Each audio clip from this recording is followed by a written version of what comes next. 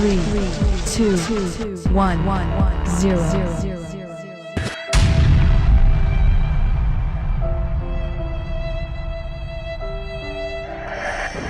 Persembahkan.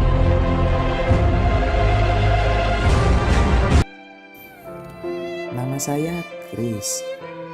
Saya merupakan bagian dari generasi muda. Tepatnya masih menjadi mahasiswa baru. Ya, mahasiswa semester awal yang mungkin sedang semangat-semangatnya dalam menggapai impian. Mempunyai banyak angan adalah makanan kami. Kelak, saya menjadi insan yang berguna di masyarakat setelah wisuda nanti. Ya, tujuan saya sebagai mahasiswa itu seakan terkurung oleh kalimat setelah wisuda nanti. Namun, sebuah momen mengubah cara pandang saya sebagai mahasiswa sekaligus generasi muda bangsa ini. Menjadi orang yang lebih baik untuk negara dan sekitarnya.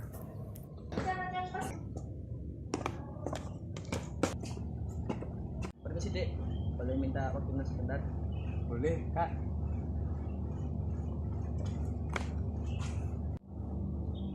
Jadi gini dek, kami dari anggota BEM akan mengadakan kegiatan penanggulangan kerusakan laut di daerah Kenjeran. Kira-kira apa adek berminat untuk ikut? Maaf Kak, sebelumnya, tapi saya tidak berminat mengikuti acara tersebut. Loh, kenapa dek?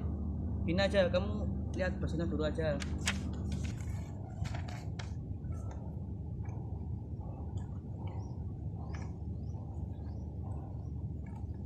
Mohon maaf Kak, sebelumnya, tapi saya tidak bisa mengikuti acara seperti ini.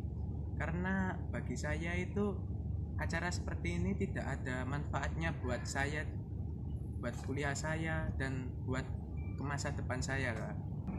Oh, jadi gitu. Sebenarnya dulu saat saya masih menjadi mahasiswa baru, saya pun pernah berpikiran demikian dek.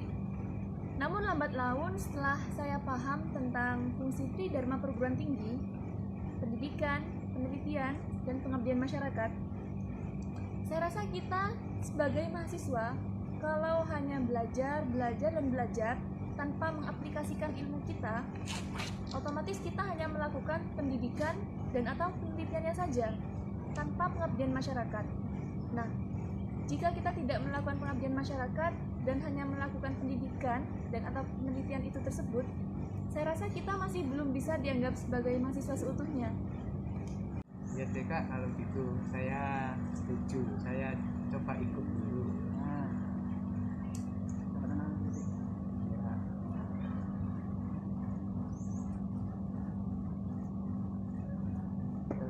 Ada dek, kami main dulu ya. Ya.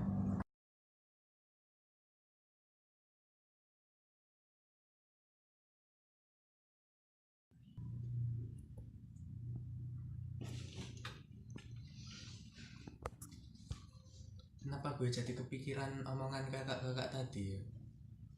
Emangnya apa sih Laut Indonesia kok katanya pakai penanggulangan? Coba gue cek Google dulu. Di kedalaman 1-2 meter, sulit menemukan ikan yang sudi mampir ke sini. Ini sampah plastik yang mengambang di perairan dangkal terperangkap padang lamun. Bagaimana dengan yang sudah mengendap? Kebanyakan lamun mulai mati karena tertutup sampah plastik dan tidak mendapatkan sinar matahari. Beberapa ikan berpencar mencari lamun yang masih sehat. Tetapi jangan senang dulu, masih ada sampah yang tercecer. Sampah yang Anda lihat ini ada dalam kehidupan kita sehari-hari. Mengapa bisa mengendap di laut?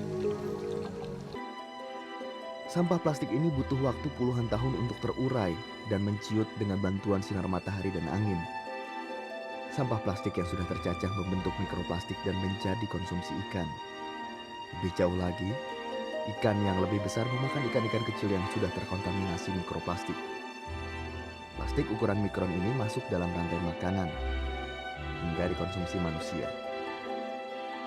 Mikroplastik akhirnya bersemayam di dalam tubuh kita. Beberapa tahun lagi mikroplastik ini akan menciut menjadi ukuran nano. dan dengan mudahnya masuk ke dalam aliran darah binatang laut dan manusia. Mengandung bahan polimer kompleks yang akan mengikat zat kimia lainnya masuk ke dalam darah kita.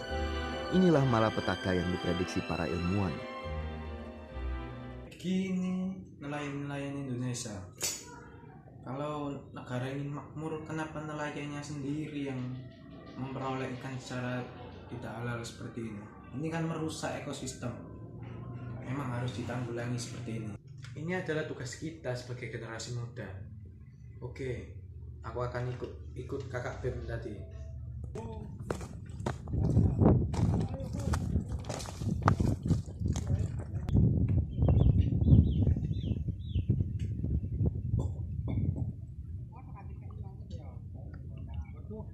Assalamualaikum Mas. Waalaikumsalam. Assalamualaikum. Assalamualaikum. Oh, ini yang kemarin SMS dari PPNS itu. Iya Pak, boleh wawancara sekarang? Oh, boleh, bisa.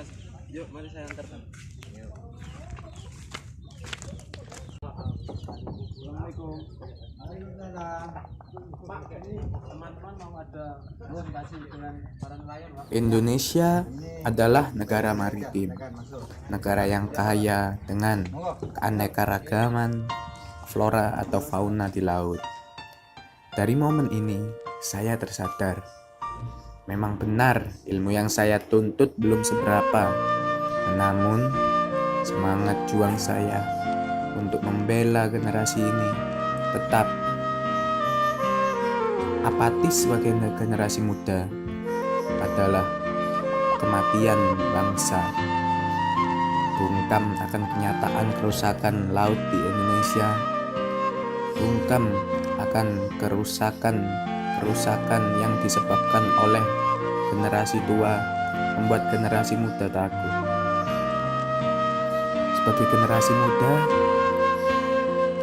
adalah merupakan tugas kita untuk memperbaiki semua yang ada.